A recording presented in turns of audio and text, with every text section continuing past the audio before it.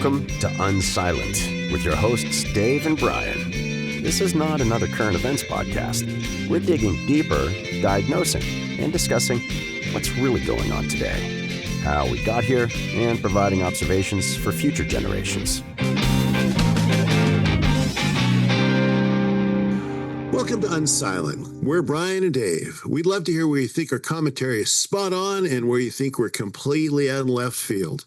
You can do that by visiting unsilentpodcast.com, or the Rumble channel has a great comments section, or of course any of the various social media channels and threads where people discuss important things. So Brian, what's new in your world?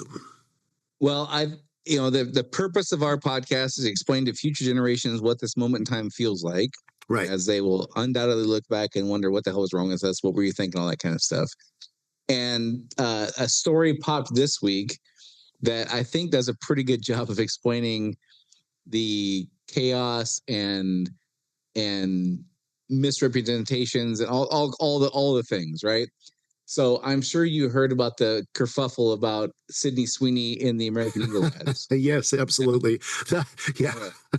and innumerable memes that are just too fun to even pass up.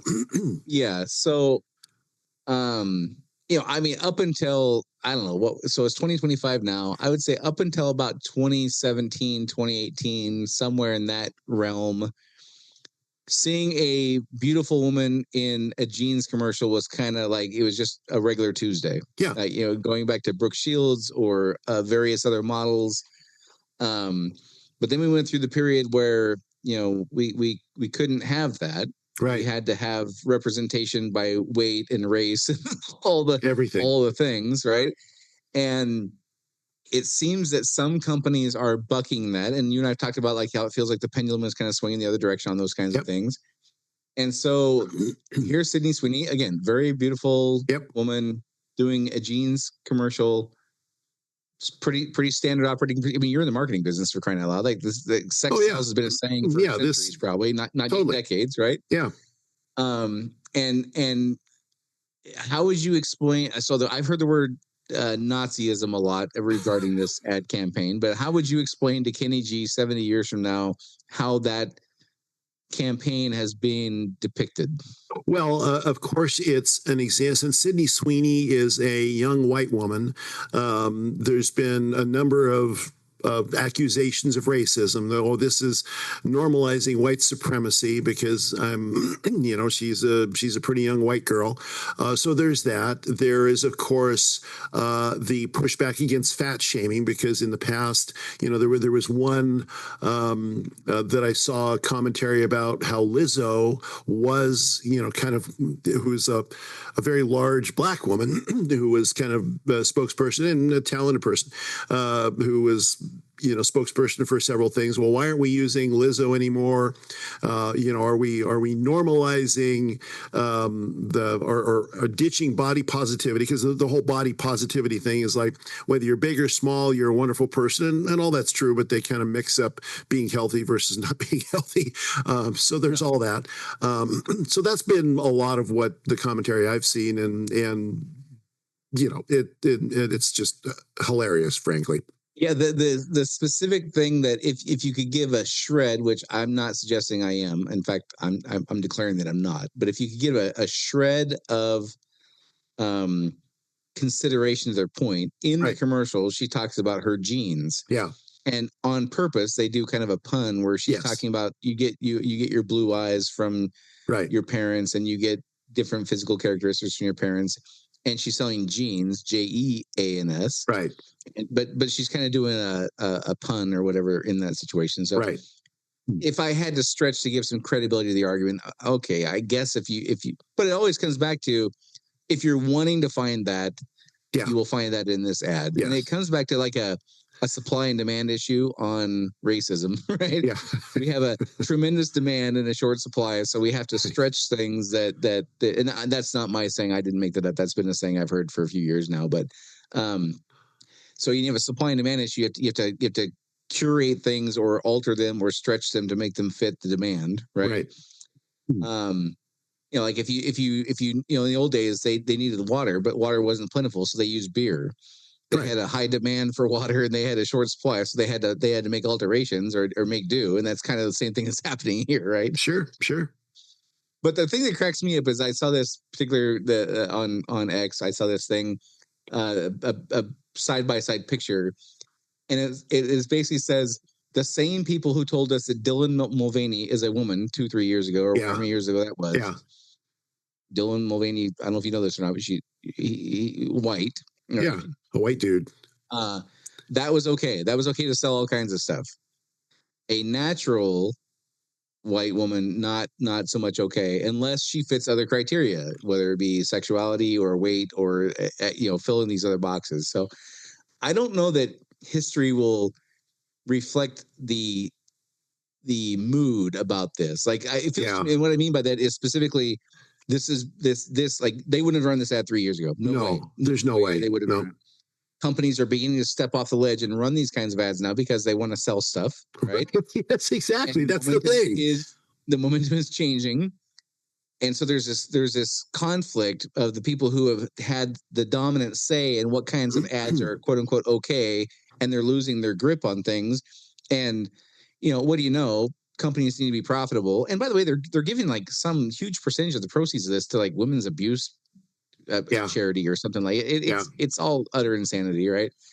But the conflict, I don't think Kenny G will know reading about this in whatever his version of a textbook is in 70 years, is the strife and conflict that something so simple that was so mundane and rudimentary and normal 15 years ago is causing in this era. Right. And the thing that's interesting, one of the things that's interesting about this is you mentioned it's getting pushback. Well, I would say that the whole outrage against it is over. I mean, they've lost. The outrage crowd has, they're still there. They're still in the corner screaming, but they kind of look like, little gremlins on the ground, just, vying for attention. I mean, there was one, I should have brought this, but there was something where it was American Outfitters who did the ads and such, and there was American something. Eagle. What's that? In this case, it was American Eagle. In this case, American Eagle, not Outfitters. Eagle, yes. And there was something. There was an ad where they kind of apologized, quote unquote, for. Did you see that one? And they said part of the ad was, and this is not my normal language, but they apologize. We just noticed she's got big boobs. So, I mean, talk about, and it's really kind of a finger in the eye to the whole woke intersectional crowd. I believe that was a parody. I don't believe that was actually. Was it? Well, and see, I didn't know. I wasn't sure. I don't know, but you're highlighting on something I think is really important here in this whole context of this stuff, which is, if you read the Marxist playbook, then there's actually a playbook, like rules of like things to do. Sure. One of them is to ridicule and mock and scoff and things like that. Right. And that worked for many years, but now it's the pendulum swinging the other way, and it's working against the people who used to be like that mocking and scoffing. That is an effective tool. So FYI, Kenny G, if you're listening, as you're listening to this, it is effective. I wouldn't say it's always pleasant, and it's not. It doesn't make for a very fun society at points. No. But it is effective. You can't argue that. And so the same rule is being used against the Marxists that they were using to change the culture 10 years ago.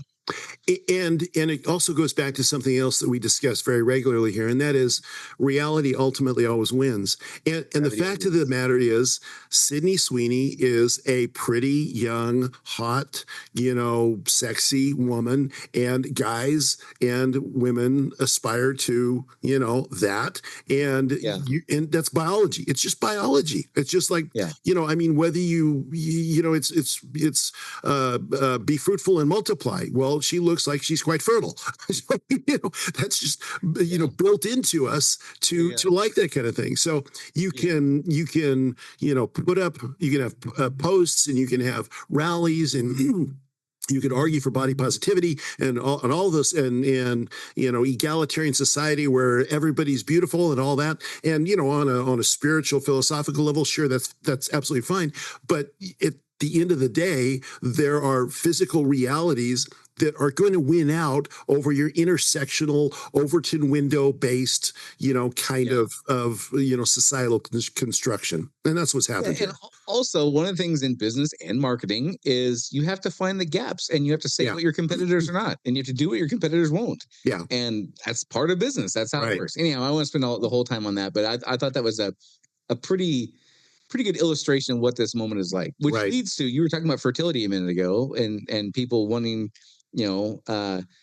it's biology, right? But you were telling me something a few minutes before we started talking today about some interesting stats you found on fertility. Yeah, during our 10 seconds of show prep that we did today, we had this discussion, just so everybody knows that Brian and I have this, the way that we began our podcast was sitting over pizza, talking about stuff, and said, hey, let's let other people in on this conversation. So that's, so that was our 10 minutes of show prep. Yeah. So there was our show prep is a regimented, robust process that we have a step-by-step scripted out, formatted. So what do you want to talk about today? Yeah, exactly. Just before we press the record button. Yeah. So there's a news report in a new study or a new survey that came out that said American fertility is at 1.51. In other words, the average the replacement of kids is, for any two people, is 2.1 on average throughout society. If you have 2.1 children per couple, you're going to maintain your population. Well, right now in the U.S., it's 1.51. Now, we're not the worst in the world. There's others that are worse. But the reality is that when you have lower than replacement birth rate, then you have a whole slew of societal problems. Now, the thing that to me is interesting and scary is there's a few of them that are just overtly obvious. I guess that's a redundancy. So there's a few of them that are just completely obvious, and that is you're not going to have enough workers when you have an aging population that is requires support. As we get older, eventually we're not going to be able to be out there making money anymore, and somebody's going to have to support us. And if there's not enough kids in the workforce to do it, then that's going to be a problem. But I think the thing that people oftentimes neglect is what I call demographic implosion. Other people do too. I didn't make up the term. But with demographic implosion, there's literally every single type of societal ill is on the table, can happen because of that. So if you have a decreasing workforce and you have a decreasing number of people making money, you are going to potentially have a decreasing amount of economic activity. Well, not only do the old people not get supported that way, or supported as well that way, but the government doesn't get supported as well that way. So therefore, that will necessitate a cut in government benefits. Well, where do we spend the majority of our money in this country? We spend it on what we call social programs. We spend it on safety net programs, et cetera, whether it's Social Security or Medicare for elderly people, Medicaid for people that can't work, they've strokes and all the other things that happen that are unfortunate in people's lives. So you have that. What else do you have? You have a greater risk of war. It's because if there are fewer people to get resources from, to get the resources in your country out of the ground, or you're going to have to go someplace else to get those resources, or you're going to have to go someplace else to get those workers. Part of my contention is that one of the countries on the planet that's suffering the worst from demographic implosion is Russia. And one of my contentions is that the entire Ukraine conflict, not the entire thing, but a big motivator in the Ukraine conflict is that they're not having enough babies in Russia, and so they don't want to lose their Slavic culture. The Ukrainians are Slavic. Well, we can't birth Slavs, so let's go get them by invasion. And we need more. We need more people to sustain our economy. So war comes from demographic implosion. I mean, you take whatever unrest there is. If you take sort of demographic unrest between different demographic groups, whether they be racial groups or age groups or whatever, you're going to have more stress between those groups. So you have societal unrest that comes from that. So every kind of problem that a society has is exacerbated as a result of this demographic implosion. Now, reason for that. There's a variety of reasons for that, and I've read a ton on this, and I don't think you can't really say there's one thing that causes it. There's lots of different things that cause it. I mean, you take a look at the sperm count in men from 1970 to now. One of the things that this study points out is that it's 60% less for men for birthing age men, for conception age men in 2025 than it was in 1970. Well, that's a significant deal in and of itself, because okay, go out and get busy. But if you're getting busy, but you're not having kids, you've got a biological problem. So there's the sedentary lifestyle, there's health issues, there's processed food, there's all these different things that feed into this.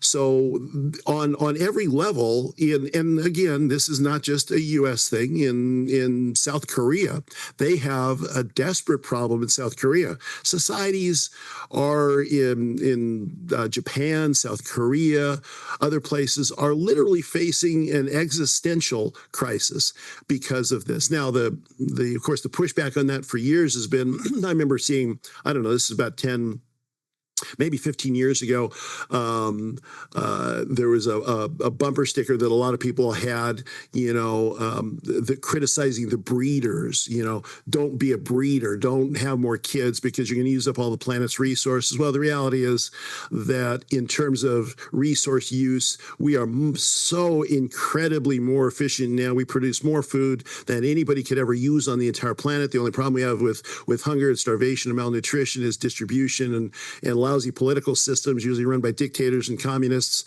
across the world, but that's another topic.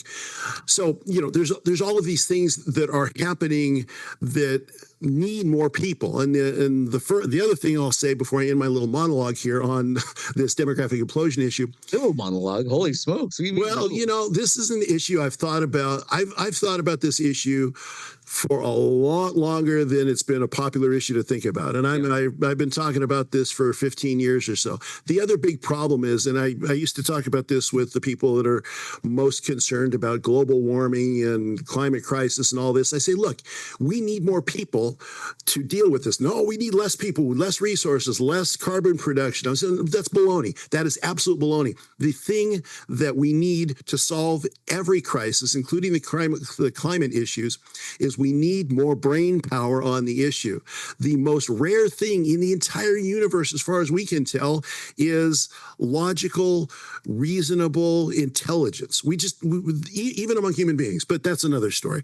But just in terms of combine the amount of brain power there is in sentient beings, human beings, the only ones we know of that, can solve problems in these complex ways that we can solve. If we don't have more of those on every single problem that we face, then maybe we're going to miss an Einstein. Maybe Einstein was going to be born to the family with 4 kids, but they're only having 2 kids or 1 kid. And so the person that solves this problem, the person that solves nuclear fusion, the person that solves whatever is not born. We need more brain power on every issue in order to, and that requires, just statistically speaking, a lot more babies. Yeah. Yeah, there's a number of factors. One of the things that we hear about nowadays that I don't remember ever hearing about until a couple of years ago was microplastics in testicles. Oh yeah, well yeah, no, that's been one I heard that one mentioned in this report. Is the fact of microplastics in our biology, and that's preventing us from being fertile as well. And then you and I talked maybe a year ago, several months ago for sure, about the percentage of young men, meaning adult young men. I think it was like age 19 to 38 or something, 19 to 40 or I don't know, whatever it was.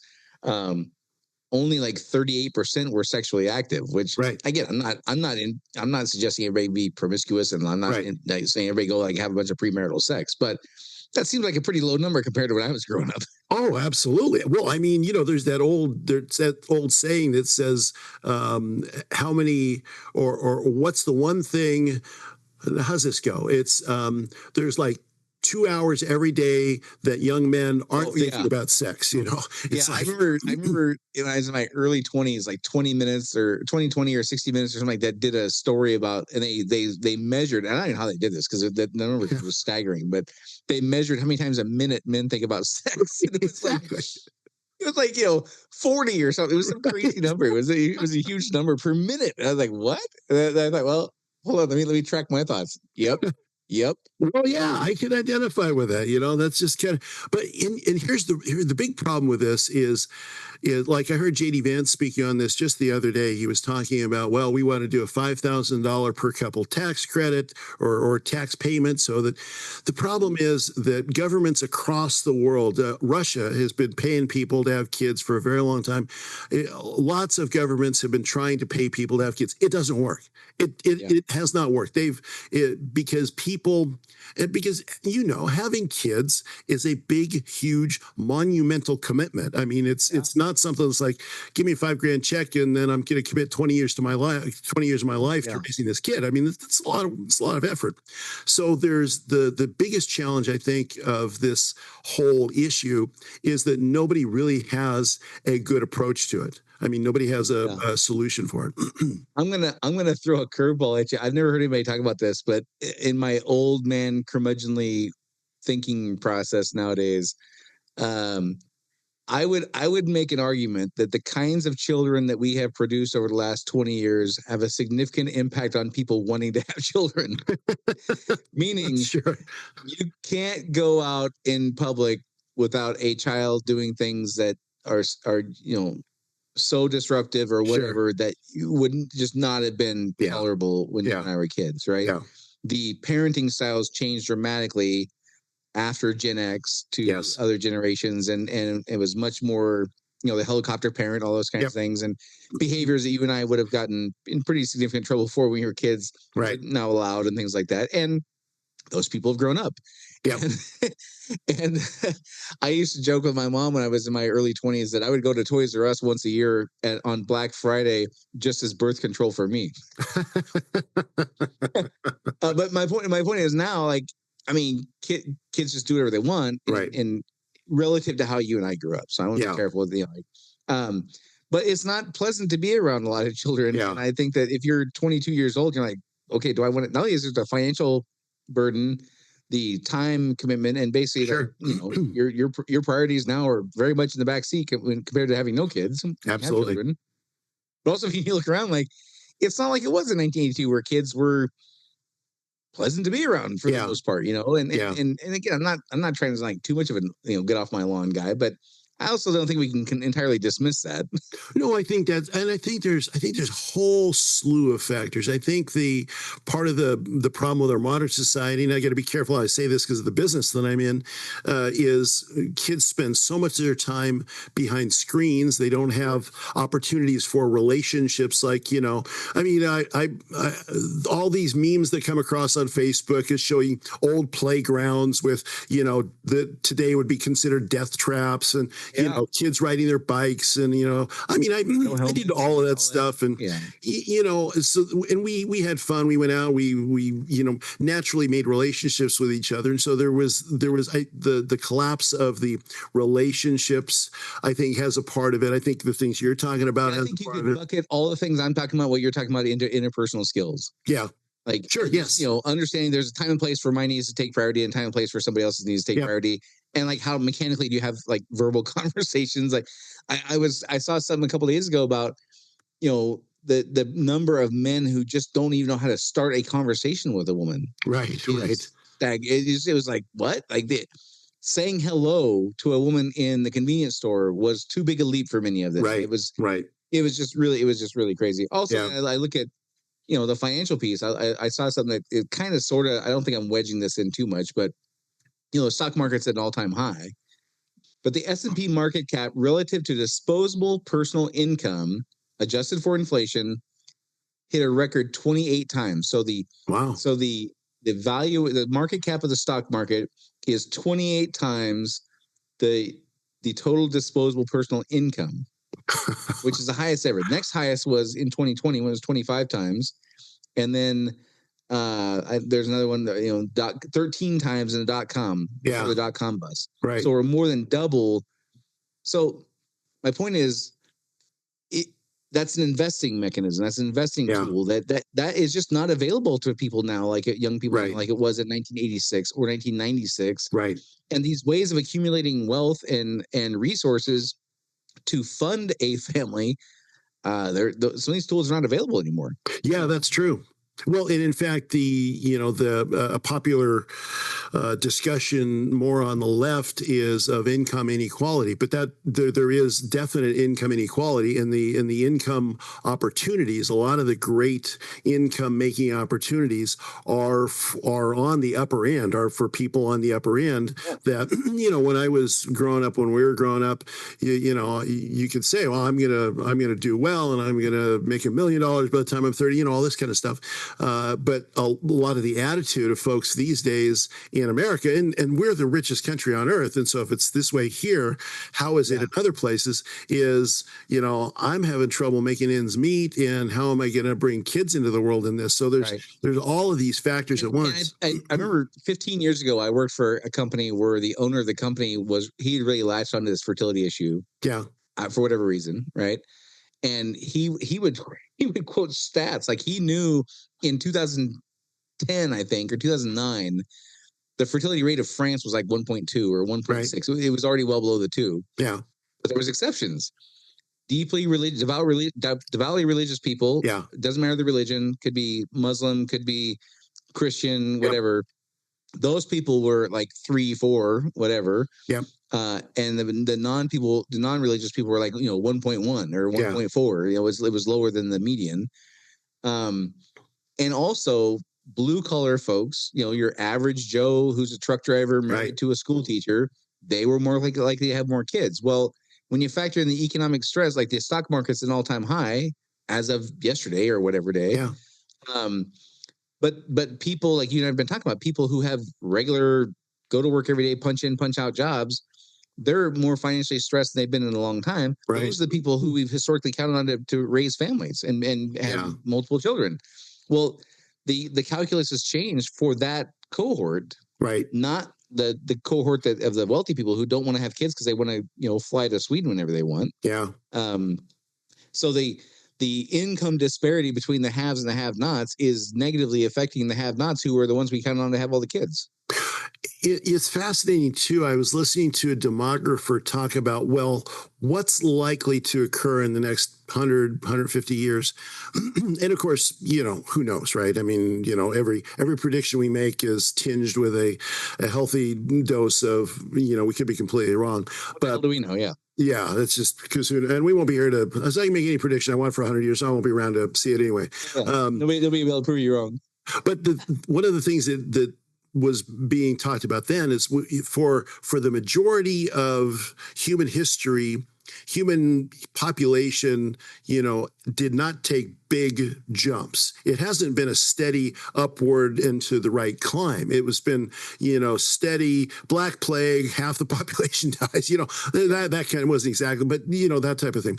Whereas the Industrial Revolution happened, and then we saw, in my lifetime, it's gone from 3 or 4 billion people on Earth to 8 billion people. So it's so we've cured all sorts of diseases, all sorts of things have happened. So it's taken a massive jump now in the last 100 years that's never happened before. And so there's some demographers that predict, well, it's more than likely, and I think most people agree, that more than likely will probably peak out at about 10 billion people somewhere in maybe Kenny G's day, maybe in the next 70, 80 years. But then it will, as the rest of the world, as the developing world catches up with the more modernized world and all these various and sundry factors that affect us, it will go down. And some folks are predicting maybe we'll end up with 2 or 3 billion. We'll end up back at that place, and that will be the more million or billion. Billion, yeah, not okay. Million, not WEF area, but but some place in that space. And so the assumption, and when I started thinking about that, that's kind of the opposite of the way, at least in American. As an American, you think it's always an upward and to the right. Yeah, we've got bumps in the road like World War II and the Depression, but it's always upward and to the right. And we're going to go to Mars next, and we'll get a few billion people there, and then we'll go to the next, all that kind of stuff. Yeah. But maybe it is we learn to survive using robots and other things. Hard to say. Yeah. The other thing that, you and I have covered over the last few months is and again, not to make everything about politics. I certainly don't think that's the case, but we've also highlighted how young women are extremely progressive compared to young men. Yeah. And if you don't agree on things like, you and I talk a lot, or I talk a lot about personal responsibility versus entitlement. Sure. If you don't agree on something like that, you're not going to be very compatible to raise a family or even hook up for a couple nights. Like, that would not be a very pleasant conversation. If you don't have a pleasant conversation, that can't lead to the things that lead to babies, right? Right. So I think that has to get resolved. And when that gets resolved, I think we'll see a bump from that. Also, when I was in school, middle school or junior high or whatever, I remember learning that after wars, there's always a big bump. Yeah. And I would argue that that's probably true for a crisis, not just a war. Yeah. That there's a lot of skepticism, there's a lot of fear, there's a lot of hopelessness right now and things like that. But when we're in the first turning instead of the fourth turning, when we're all kumbaya and we're all on the same page and things like that, I got to imagine that at least a significant part of the fertility issue gets resolved then. But again, what do I know? No, in fact, it's interesting you say that, because that was going to be my next question. Do you think that's going to happen as part of the first turning? And I really do. I mean, I agree with you. I think that probably what happens in the reset of the Great Crisis era is that we go back to human motivations, and human motivation it is reproduction. I mean, that's the most basic of human motivations. Why do guys think about sex so often? Because we're programmed to do that so that we make babies, so that there's more babies. Right. I mean, it's funny if you take it from a purely materialistic point of view. Evolution wants you to have babies. If you take it from a religious point of view, God said, "Be fruitful and multiply." We all agree, have babies is good. So I think that we revert to that. Tend to go back to, when you and I first started doing this, we talked about some like basic human flaws and patterns and things like that. And one of those is the grass is always greener. Yeah.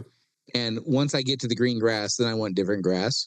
Right. Yeah. And I think that pattern will continue. And what I mean by that in this context is we will have had a period of, let's say, 20 years or 25 years of this women need a man like a fish needs a bicycle mindset.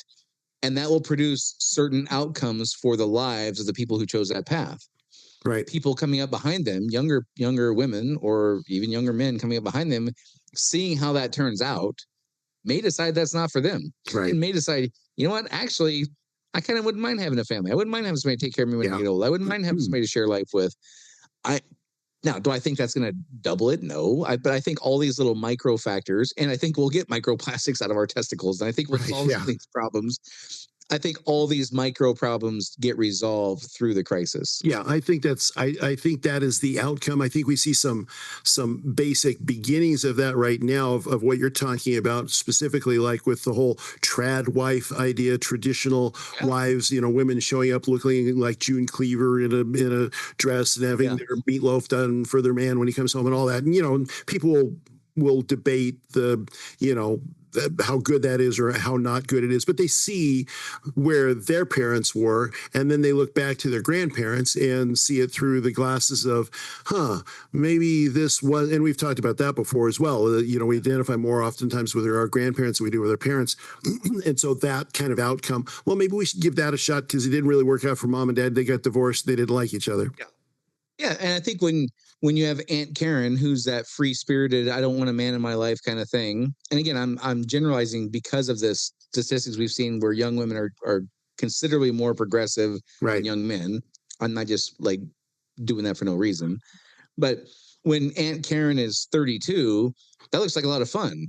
Yeah. When Aunt Karen is 62, I don't know how much fun that looks like. Yeah. I think that people coming up behind would have something they can identify with and say, I don't think I want that outcome. I want a different outcome. And that would lead to a different decision-making process to choose differently. And so I guess, all these things that we're pointing out, whether it be financial or behavior, interpersonal skills, the independence versus contentment, happiness of being part of a family. I think all that stuff gets resolved. Yeah. Well, those are again sort of meta narratives that happen throughout all of human history, and will ultimately return because we're biologically programmed in that way. So I think that there's sort of self-correction. I also think that kind of shifting gears here a little bit.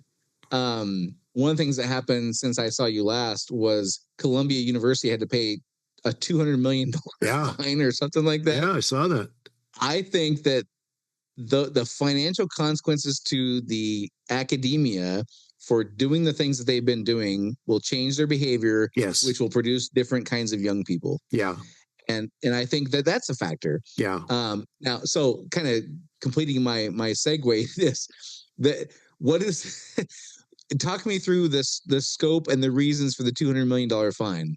Well, so Colombia was one of those that was the sort of epicenter of these pro-Palestinian, you can argue pro-Hamas, pro-terrorism rallies, with on campus, shutting campus down, making Jewish kids feel threatened.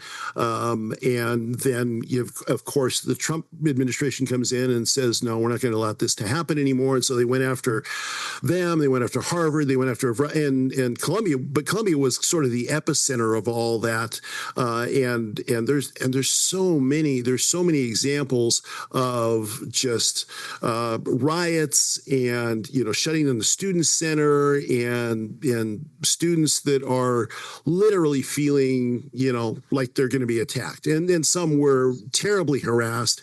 So that's that's kind of what caused that. Yeah. So again, it feels like the pendulum's going back in the other direction. Yeah. It feels like these things are kind of being unwound. They were wrapped very tight, but it feels like they're being kind of like a just kind of being chiseled apart. You know what I mean? Like Right. It's taking great force and great effort, but it's still happening. Well, and I think, here's one of the outcomes I suspect with this. So when all the universities took the kind of woke, I'll just use that as a placeholder, woke mentality, when they implemented that, whether it was DEI or all of these different things we're talking about, allowing kids to support Hamas and all of that, it was because I don't know that all the administration, now probably a significant portion of the administration believed in those messages, but there's probably a bunch of the administration that's like, this is just inevitable. We just got to go along with it. We can't do anything about it. And now the people have asked then, well, what happens in, let's say that Gavin Newsom is president after Trump? Does it all just revert back? And I kind of don't think it does. And the reason I don't think it does, so there's the fourth turning overlay is on one side, but the other reason I don't think it does is what's happening now unwinds the inevitability of this leftward, forever going more progressive society. And I think that a lot of these universities and not just universities, but I think in a lot of our institutions, they will look at this and say, okay, we thought that progressivism was the inevitable operating system for the next 500 years or something. And the fact that it's not, and the fact that it could be unwound as quickly as this one has, means we got to play it closer to the middle because we don't know what's coming next. So, and from my perspective, I don't necessarily want a mono society that believes and enforces everything that I believe, because, I don't think that kind of power should exist in any group, even if it's a group that I agree with, right?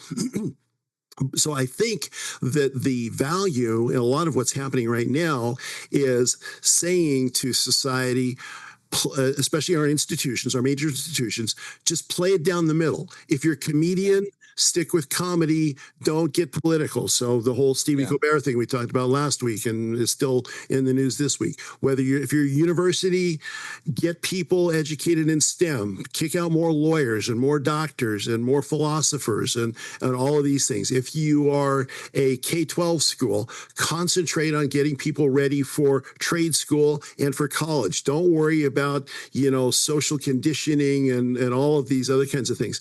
And if that becomes the outcome, and sometimes it swings a little left to center, sometimes it swings a little right of center, but it's always pretty doggone close to center, then I'm okay with that. I'm okay with that.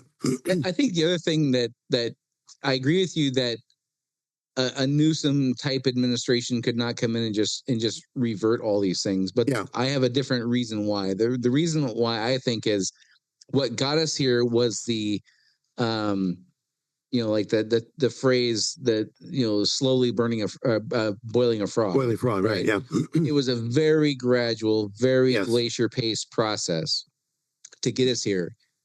To reinstate those things would be an immediate right now sell. Yeah. Like you would have to, like you would be doing it on a dime. Right. And I don't think you can sell some of these things in that fashion. No. I think people dislike them enough. Like when it's a slow, gradual process, the discomfort you feel along the way is minor, and like, okay, we get used to this. Now it hurts a little bit more, but it goes away, and I got my other things to worry about and whatever. I think to revert these things is a very quick thing that it's just a much harder sell. Yeah. Well, I think, well, to connect it back to our first topic, I think people have seen Sydney Sweeney now, and they don't want to go back to the old ads. Yeah, your analogy is spot on. I think that's 100% right. Yeah. Also, we can't discount the Democrats having. I saw polling; they were at 19% favorability at 126. Like, it's pretty hard to pull these kinds of things off from that kind of leverage. Yeah. Well, because that whole ideology and mentality depended on the majority being silent and the majority just letting them, lead the way and go on with it. Now, everybody is comfortable in saying, yeah, a woman is a biological thing. I mean, maybe not everybody, but hey, did you see that even Pete Buttigieg said something about he said that he thought that fairness in women's sports was a good thing to, Well, to be completely transparent, I'm not quite the follower of Pete Buttigieg that you are. So no, I somehow Hey, I thought you were my friend. Follower. Come on. So no, somehow I missed Pete Buttigieg's thoughts on women's sports. Yeah. So when Pete Buttigieg, I mean, so he's basically doing a Gavin Newsom. He's like, Gavin Newsom said it. He's still in the Democratic Party. Maybe I'll say it now. There's probably going to be more and more and more that are going to say that. And so they're not going to be able to reverse that because that kind of what I would call totalitarian thought policing requires the majority to disavow what they see with their own eyes and disavow what they is common and obvious. So remember what we said last week, though. Like I kind of made a joke about it, but Rahm Emanuel saying that was a title shift. Yes, that was not an accident. Right. He may have looked like he may have been doing a little bit of acting, like I had to kind of ponder this for a couple of seconds, but no. You're not going to convince me that wasn't planned. Right. They recognize where they're at in polling and things like that. That was the first domino, but it will not be the last. And so it kind of surprised me to hear Pete Buttigieg be this early. Yeah. But it does not surprise me to hear Pete Buttigieg ever, if that makes any sense. And I'm sure by the 2028 election, we probably won't have at the Democratic convention in the 2028 election. I don't think, unless they completely implode, I don't think they're going to have a bunch of trans activists on stage, giving speeches is my guess. Did you see it was like a young person's Democrat voting something or other, and they had a dude in a panda hat? Did you? I didn't see that. It was like they had a video of Kamala Harris on this big 40-foot screen, and they had it was like a convention kind of a thing for young voters, young Democratic voters. But one of the main dudes on the stage was wearing a panda hat. Was he representing the furry vote? But it was like the head of a team mascot, like an NFL game, just the head. But it was like this big giant thing, and he's talking with a microphone through the opening that's in those things, where it was bizarro, man. It was just so crazy. Anyhow, I didn't plan to talk about that, so I didn't pull anything up on that. But a couple of things that before we get to your final point that you want to talk about our pending doom in a few years from intergalactic forces. A couple of things. One of the things we talk about is how the media spins things and stuff like that. I don't think one of the things we haven't talked about that I think is equally relevant, maybe more relevant in some cases, is what they don't talk about. So there was an attack in Cincinnati where this mob of people who happened to be of a certain race went after people. And, now it was, from what I understand, it was like 3:00 in the morning. Like your mom says, nothing good happens after midnight. I was up to that kind of a thing. I don't know if you should be there with your wife after 3:00 in the morning, but whatever. Right. So this it was like a mob attack. The video I saw looks like they horrible kicking them in the head while they were down. One lady got knocked out because she hit her head on the pavement from a sucker punch on and stuff. So something like 3 or 4 days later, zero coverage on the news. Yeah. 0 from Fox, 0 from CNN, 0 from AP, 0 from PBS, 0 from New York Times. You go to the list, WAPO, CNN, MSN, 0 from any of those people. And the funny thing is, not funny, but like interesting thing to me is it took a uproar on X to get it to become newsworthy, which is completely backwards. Like it's so backwards how things, quote unquote, used to operate, right? So a couple things.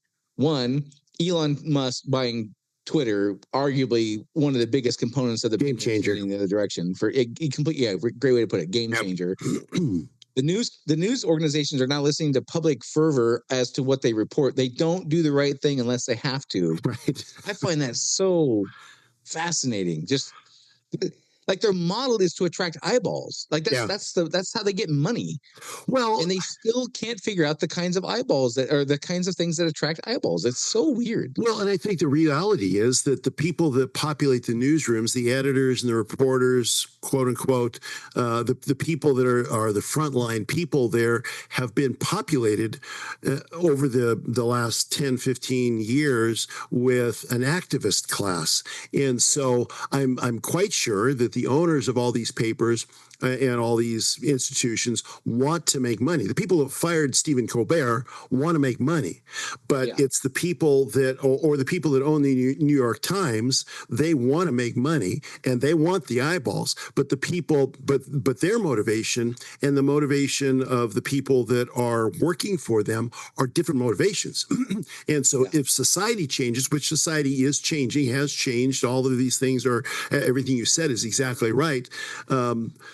When all of that changes, these people who are the activist class that are doing all of the work, they're not going to change overnight, and so it's a longer kind of transition, I think, for them, and they're going to come kicking and screaming, and they're probably going to quit. A lot of them are going to quit. Just you remember when they did? It was the New York Times. Had Tom Cotton do his editorial, his opinion. Just it's an opinion. It's an op-ed, and they were outraged. We can't normalize a sitting United States senator. Did the editor quit or get fired? Like the chief editor of the there was in fact, and he wasn't like a right wing Rush Limbaugh type. He was not at all. Or when they gave they gave the microphone to Ben Shapiro to write a piece, and it's like we can't normalize that. It's like can't be heard. So it's going to take longer for those, and they will come kicking and screaming, or they will quit and go get jobs in whatever place they can. I guess the point I want to make to Kenny G 70 years from now is a pillar of the American society and financial system was news. Yeah. And that is no longer the case. The fifth estate, they called it. It was supposed to hold true. It was supposed to speak truth to power. That was the way it was supposed to be. So then, that story, and they didn't talk about it for like 4 days. And then a bunch of people were like, hey, why isn't nobody talking about this? And then what do you know? They started talking. Some of them, not all of them. Some of them started talking about it. And then we had the shooting in New York City a few days ago. Yeah. And I'm going to play this clip for you because this is just, again, this just illustrates what this moment in time is like. So there's a shooting in New York City.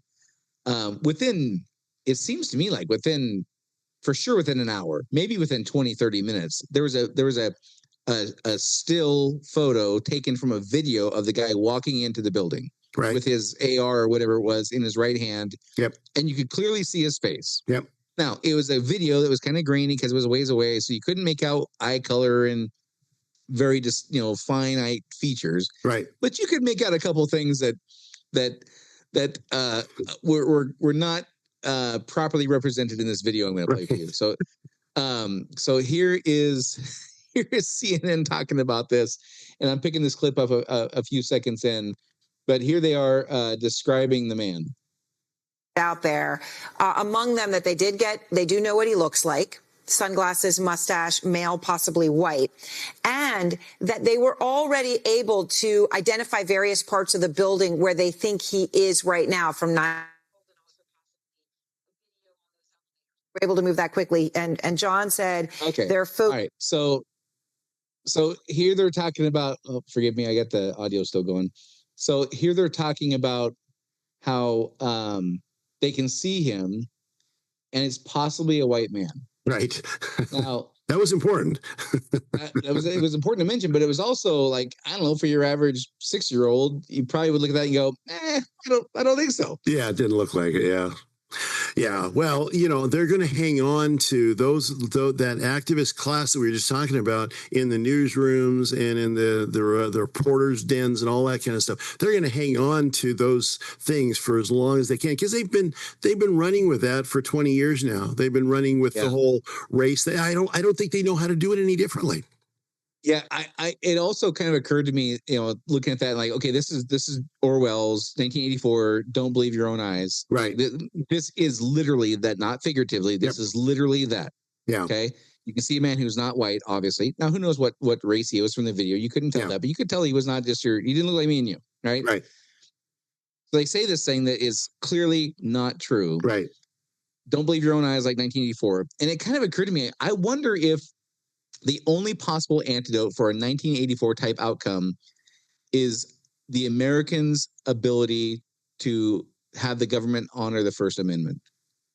Yeah, I think that's true. Might literally be the only antidote, because if you couldn't speak up against that and say you're out of your mind, like, what the hell are you talking about? Yeah. Then that could just like dominate the society. And it feels to me like somehow we just, through dumb luck or divine intervention or whatever, stumbled upon maybe the single only thing you could do to overcome that.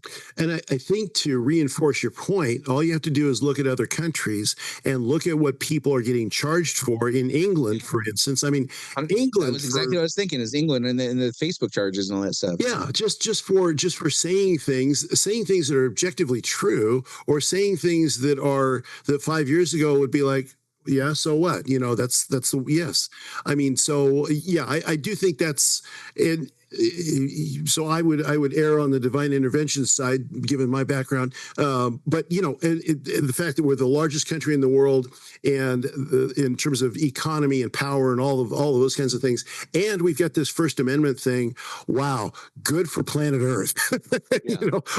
And perhaps not a coincidence. Maybe causation, not correlation, right? Yeah, I think so. I went way long on those two things, but I want to give you a few minutes to talk about your final topic here. Oh yeah, so this is a fun one. So I have, since my youth, been interested in UFOs and anything outside of the kind of normal experience and stuff. So I've read tons about that. So right now in the news cycle, there's been this discussion of this object that's coming towards Earth from outside the solar system. There was one a few years back called Oumuamua, but this one's a new one. And a professor, Avi Loeb at Harvard, who is an astrophysicist. He's a renowned astrophysicist. He's controversial because he talks about these things, but he's authored over like 1,000 papers on black holes and all sorts of things in astrophysics. So he's not some kind of kook on late night TV or late night radio or something like that.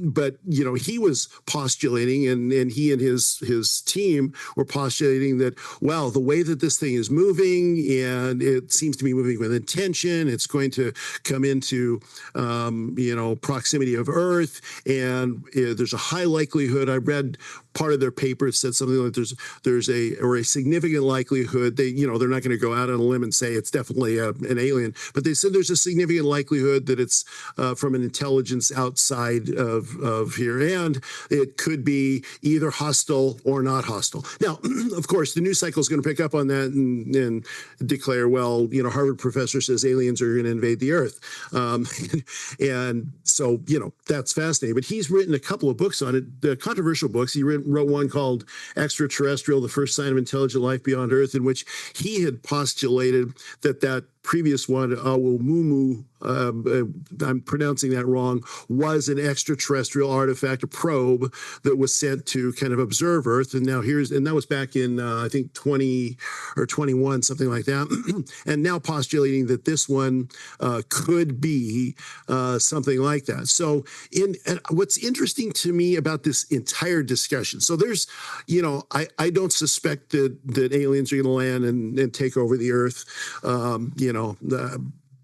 But what's interesting to me about this entire discussion now is there is a public and even a governmental appetite to investigate these things. That, there's been investigations into UFOs forever. There's Project Blue Book. There's something that happened right after Roswell. There's been numerous official, ones. I read a book recently called Imminent by what's the guy's name? He used to work at ATIP in the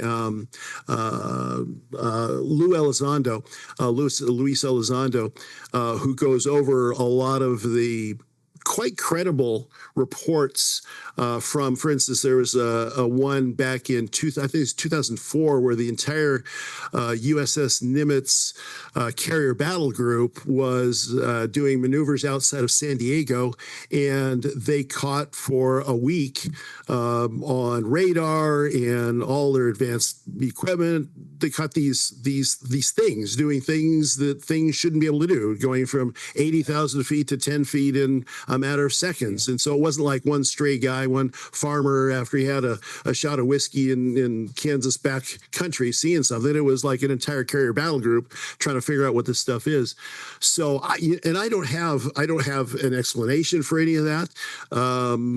But it's all incredibly interesting to me, and it's incredibly interesting to me that there's so much interest in so much unexplained stuff and electronic evidence of unexplainable things now that we didn't have before. So Yeah. fascinating. Kenny G will know probably by his time more than we do. So a couple of things in this. I think all the conspiracies that turned out to be true, going way back to JFK, his assassination, and RFK and MLK and all the Ks, right? And then just all, the Iran Contra thing, all these things that were supposed conspiracies, the Tuskegee Airmen, like all those things of finding out that your government can do like really horrendous things. Yeah. And then they turn out to be true. MK Ultra, all these kinds of things, right? Yep. I think that has kind of the Streisand effect, has opened the door to more people being open to these kinds of ideas, right? Yeah. So that's one thing. Yep. And also, it's just like, who wouldn't want to know if we're alone in the universe? Absolutely. Of course, that's been a question that I've heard people kicking around since I was old enough to have a memory. Oh, yeah. Right. And who wouldn't want to know? That makes this perfect. Human nature is like the average 3-year-old asks the question why like 700 times a day, because you want to know why stuff is and why things are and why they're not. And like this is just like the most basic human fundamental desire is to know why. Exactly. But then also, I've been trying to find it for the last hour and a half, and I cannot find it.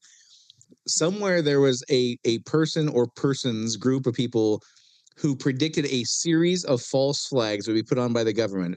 And they said the final one would be an alien invasion. I've heard that. Yes, I've heard that. Yes. Yeah. There was like 5. I can't remember. I've been searching as you've been talking, and I cannot find anything that connects to what I'm talking about. But one of them was thermonuclear war, which, that's been a thing since I was old enough to. Oh, yeah.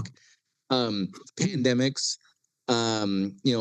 climate change, all these things. Right. But the final one, whatever it was, 5 or 6 or 7, whatever, the final one was going to be an alien invasion, which would make everybody so scared. Right. They would just give up all their rights to the government, the one new government. Right. And then so part of me is like, okay, this guy's from Harvard. It's Harvard's, pretty tight with the government on a lot of things. Like, if you were going to start a story like this, that would have credibility. You would pluck a guy just like you're describing. Oh, yeah. What do I know? I don't know anything about anything. But it is going to be fascinating to watch how this unfolds for sure, because it could be we find out we're not alone in the universe, or it could be, the same group of people that put Jeffrey Epstein in charge of a whole bunch of horrible things are behind the scenes on this too. I don't know. Well, and to me, one of the takeaways of this and a lot of other things that we see happening around us is there's a quote from, was it Hamlet? Act 5, scene whatever it was. There are more things in heaven and earth that are dreamt of in your philosophy. So there's things, we think of ourselves in this era of scientific enlightenment and great technological advances having a real handle on things. And I think, there's things we have a handle on. And I think there's a whole bunch of stuff outside. And I think that's going to be the case 70 years from now in Kenny G's time too. There's going to be things that are like, this doesn't fit neatly into my worldview. And I think this is a philosophy I try to pass on to my kids and other people is don't just, don't go down the rabbit hole and, think, it's the Greys are coming, when a Grey shows up in my office here and says, hi, I'm from Alpha Centauri and I want to talk to you. Okay, I'm good with that. We'll have that discussion. But on the flip side of that, I'm not convinced that I know enough about the universe to say that it couldn't happen. So I think it's especially in an era where we know more, we can see more, we've got more satellites in the sky. I'm not closed down to that idea. I'm not endorsing that idea. I'm just really interested in what's happening. Yeah. And I'm really interested in knowing whether it's bad or good too, because it could go either way. Yeah, well, there's only a few possible outcomes. Who's the SETI guy that said either they're going to crush us, they're going to mooch off us, or they're going to. Well, there was a third option. I don't remember what it was, or they could be like a kind species, but it was way more likely they were going to come destroy us, come take our stuff. I have a kind of a similar, I don't know if I would call it a mantra, but way of thinking it which on these kinds of topics, which is of all the things that are in the universe, right? What is the percentage that we have absolute certainty that we understand? And I would argue it's way less than 0.1% of 1%. Right? Tiny, yes, tiny. So the idea that we could somehow justify an opinion and have any kind of sense of certainty about that just seems like a ludicrous notion to me. Exactly. I mean, what was it, 300 years ago that Copernicus was put in prison or whatever because he said that the Earth revolved around the sun or whatever. I mean, this was not 27,000 years ago. It was, right. Exactly. 18 generations or something like whatever it was. Exactly. Yeah. So we'll see. Maybe we'll be doing a podcast on the invasion and what Kenny G has to look forward to in servitude. I gotta say, we've talked about a lot of ways this crisis could unfold. That is not one that we've spent a lot of time on, and it could be the one that catches us off guard. What do I know, right? You never know. Well, as Dave said in the beginning, if you think there's something we especially got right or wrong, we'd love to hear about it. We are trying to explain to future generations what this moment in time is like. You can give us your opinion on a couple different places. There's unsilentpodcast.com, or Rumble has a great comment section. And that's it for this week. And this is Dave and Brian signing off. See you next week. Do you want to be unsilent? Make your voice heard on our social media channels and share where you think we got it right or wrong. Go to unsilentpodcast.com for social links so you can join the discussion.